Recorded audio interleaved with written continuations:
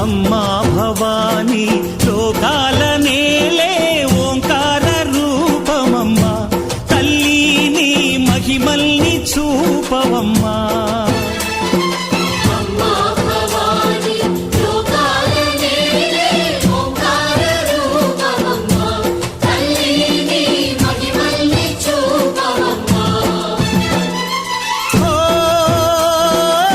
సృష్టికే దీపమా, శక్తికే మూలమా, సింహరథమే నీదమ్మా. అమ్మ దుర్గమ్మ భక్తులను దీవించుమా.